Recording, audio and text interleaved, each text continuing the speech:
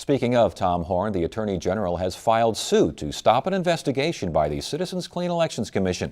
That investigation is looking into claims that Horne broke campaign laws. Joining us now is Tom Collins, Executive Director of the Citizens Clean Elections Commission. Good to have you here. Thank you so much for joining us. And we should mention again that we are working with you to put on these statewide debates for state offices and such. So I want to make sure that's clear and that's out there. That's right, yes. All right.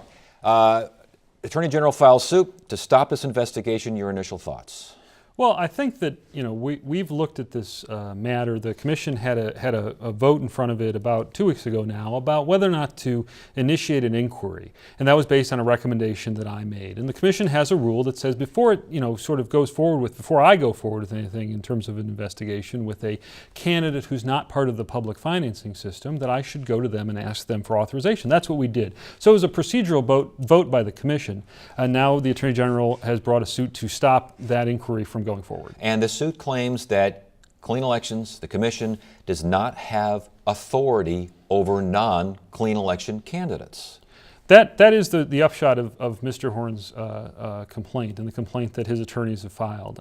That's an issue that the Commission has clearly stated its position on, and the statute itself is plain. When the voters passed clean elections, they wanted a clean election system that included independent campaign enforcement by the Clean Elections Commission. The statute's very plain, and if it wasn't plain enough, the Arizona Supreme Court in a 2004 case said that the duty to do enforcement is a paramount duty that does not relate to public financing. And so, the Commission is simply following the statute, and the Supreme Court has confirmed what that statute's plain language is. The lawsuit also claims that this is not a campaign finance issue, and thus clean elections should not be allowed.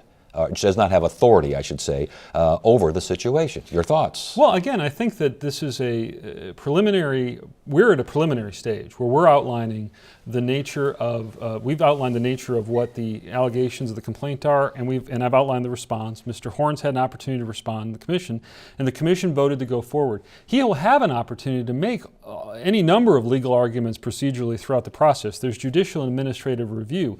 The fact of the matter is that the Clean Elections Act sets forth the law that's applicable to candidates whether they take public financing or not, and that law involves reporting, and it involves limits, it involves those kinds of things that are involved in the allegations, and that's the substance of a recommendation. You mentioned reporting and limits. Again, the suit claims that what you're investigating, these claims especially by the former worker Sarah Beatty, nothing to do with clean elections, the Commission itself, nothing to do with what the Commission has authority to look at. Again, your response. Well, I think that I just disagree. I mean, and I can say I disagree because I've written this recommendation. The Commission has unanimously endorsed going forward with the inquiry.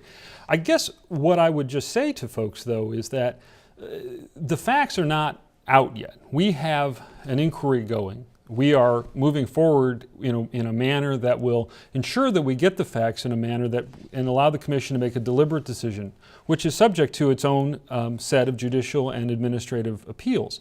So I guess the answer to that question is I don't know what the facts are yet because we haven't established them. We have a recommendation I've written based on the response Mr. Horne provided to the complaint, and under that set of facts, there is certainly sufficient evidence and sufficient legal basis. The legal basis is clear that there's a Clean Elections Act issue there. The question of how it resolves itself is still before us. And what about now this new law that only the Secretary of State and the Attorney General can investigate those who are running with private funds? Where does that new law come into play here?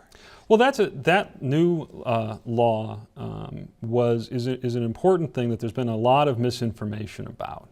And what I will tell you about it is that the legislature amended that bill in order to pass it in the first place. They had to amend it to narrow it to exclude Article 2 of Chapter 6 of Title 16. Now, that's a very complicated sounding sentence, but it's actually a simple concept. That's the Clean Elections Act. In other words, in order for this bill to pass, it had to exclude the Clean Elections Act and therefore make it relatively ineffective. I don't know what the sponsor thinks he was doing. What I can tell you is that the plain language of the bill and the clear language of the Clean Elections Act, when you put them together, there is simply no impact on the Commission's authority to move forward with this inquiry.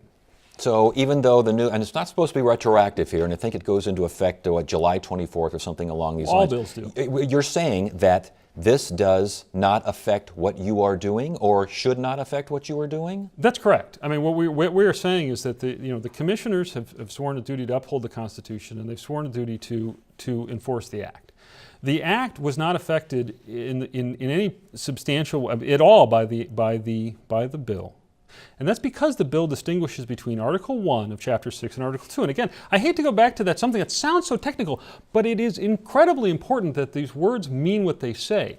And just as a legal matter, titles are made of chapters, which themselves are made of articles. So if you say, don't do Article 1 to a group that is enforcing Article 2, it's not meaningful. And that's what our position is, and I think that's clear. So you're saying there's cherry picking going on there? The bill, in order to get it through the legislature, they amended it to narrow it. And then when it passed, some sponsors of this bill came forward and said, oh, we really did restrict the Clean Elections Commission. Well, you can't do both. You can't both amend a bill like they did to narrow it, and then when it passes, say, aha, it did what we were saying the whole time. Has Clean Elections ever removed a privately funded elected official from office? No. Has Clean Elections ever fined a privately funded elected official in office? In office, that's a good question. I don't know. I don't know the answer to that. I can say that the commission has fined non-participating candidates. The most famous example was Matt Salmon back in 2002, which a lot of folks may still remember.